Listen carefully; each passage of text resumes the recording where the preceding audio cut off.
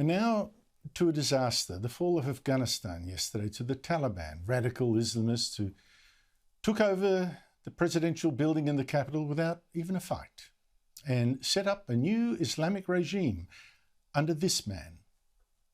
I want to congratulate the Muslim Afghan people on this huge victory, especially the citizens and residents of Kabul. And I also want to advise and demand from all the Mujahideen that we have reached a situation that is unexpected and unique.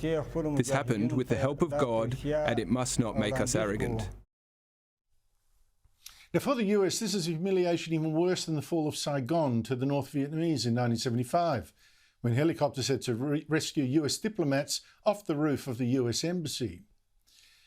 20 years ago, Australia joined the US to invade Afghanistan and drive out the Taliban and Al-Qaeda, the terrorists behind the September 11 attacks. And for 20 years, the West tried to prop up a new democracy there, poured in trillions of dollars, set up programs for women, human rights programs, the whole lot. And 41 Australian soldiers died there, trying to protect all this from the return of the Taliban, but they died for nothing. Because first, President Donald Trump made a stupid peace deal with the Taliban that freed 5,000 Taliban prisoners in exchange for not attacking the US as it pulled out. Most of those prisoners would have been in that army that conquered Afghanistan. Then new US President Joe Biden, he ordered out all soldiers by August 31. And a month ago insisted the Afghan government would not then crumble and the US would not flee in chaos as it had in Saigon. The likelihood there's going to be the Taliban overrunning everything and owning the whole country is highly unlikely. What a joke. From that moment, the Taliban offensive went into overdrive, the Afghan National Army collapsed, and yet even just 3 days ago, it's like Chemical Ali, remember him from Saddam Hussein? The Pentagon spokesman was still denying that Kabul was likely to fall anytime soon. Kabul is not right now in an imminent threat environment. In fact, just 2 days later, Kabul did fall and helicopters were again plucking US diplomats from an embassy, although this time not from the roof, but carefully out of sight to spare Joe Biden the embarrassment. But there was no hiding the panic of the airport, with people, many linked to the fallen regime, were scrambling to get out. Too late for most.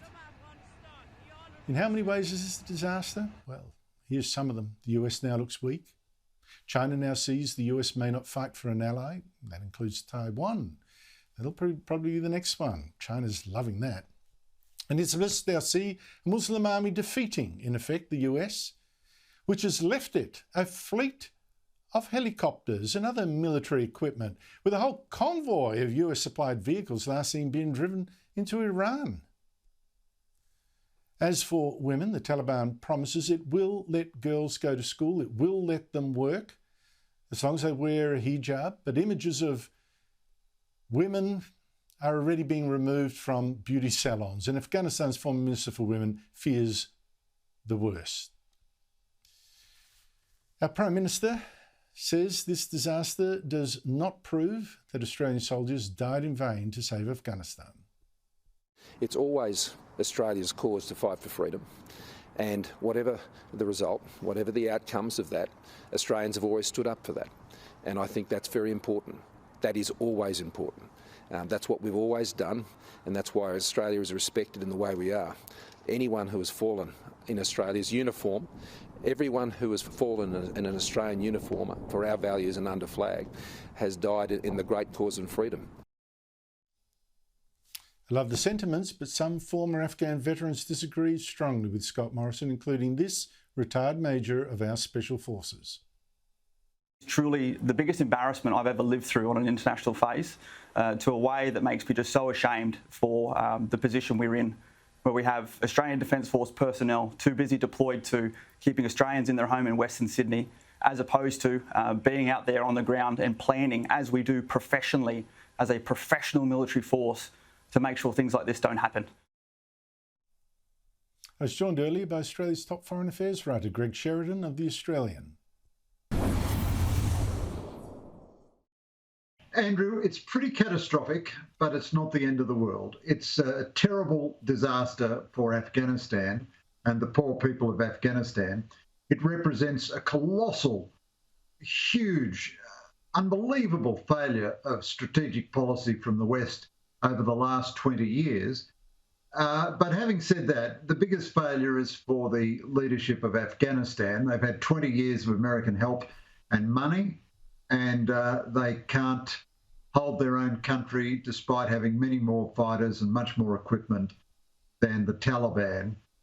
Probably something like this was going to happen. It's astounding that it's happened so quickly. There may be a glimmer of hope in the fact that it's happened non-violently, but that is a very small glimmer of hope. So why wouldn't Afghans fight for their country, so to speak, or at least the government and the democracy that we helped to install? Well, Andrew, we do this sort of stuff badly these days. I mean, you hate to think you do things worse than your ancestors did.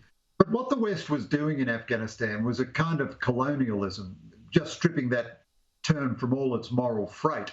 But effective colonialism requires very deep knowledge of the culture which you're trying to affect, very deep engagement with the society, and typically colonial administrators who live there for 20 years and, you know, marry local folks and have children and so on. Instead of which all the Western nations involved in Afghanistan were rotating people in and out every 6 months. They never came to grips with the society they were dealing with. Afghanistan is an incredibly fractured and difficult society.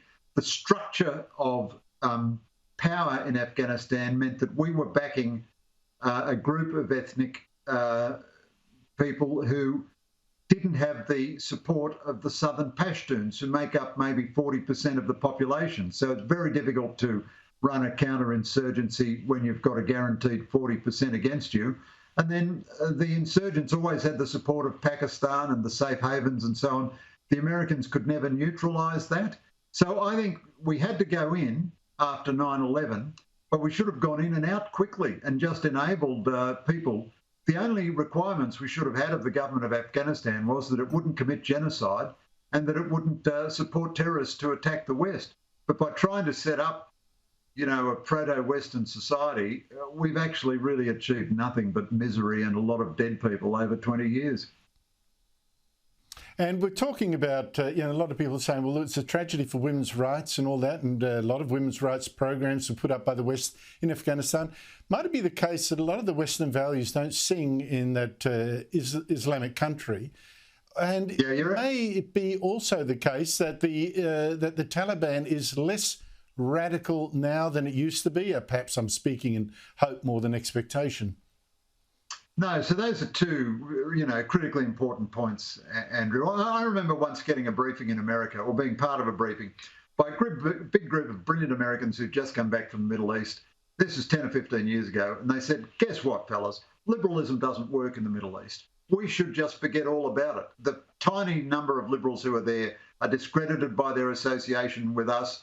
Every time we insist on co-ed sports in college and so on, we just define our friends as, you know, servants of the West. And liberalism has failed in the Middle East, in Central Asia, and in most of Asia. And if we make a liberal society the precursor of our support, we'll have no one to support. Of course, the Americans run Afghanistan better than the Afghans do. But the Americans are not willing to run Afghanistan forever. So you set up a false promise there. And finally, I'm just wondering what China takes out of it. Their foreign minister met the now new Afghan president a couple of weeks ago. Obviously, they're worried about the Taliban stirring up Islamist trouble in Xinjiang. I'm not sure that's going to happen among the Chinese Muslim minority. But I would have thought that China would take a lot of comfort in the fact that here is America cutting and running, and I mean really running from a former ally, won't fight anymore for Afghanistan, and they'd be thinking, well, we don't think America would risk American lives to defend Taiwan from China either. I should imagine this is a big comfort to China. Well, you're right, Andrew. China gets a lot out of this situation. I don't think in the end it really hurts American credibility in terms of standing by an ally. I mean, they stood by Afghanistan for 20 years and spent, billions or probably trillions of dollars on it, and lost 2,500 soldiers dead and so on. I mean, they did more for their ally than anyone else would. The Americans are unsatisfactory, but they're the only Americans we have. But I do think the situation benefits China in a different way. By going all or nothing, by sort of occupying Afghanistan and running the war for them for so long, and then insisting that they be a liberal government and so on, not taking proper account of the tribal realities, America, in the end, lost everything. So America goes from running Afghanistan to having no influence in Afghanistan.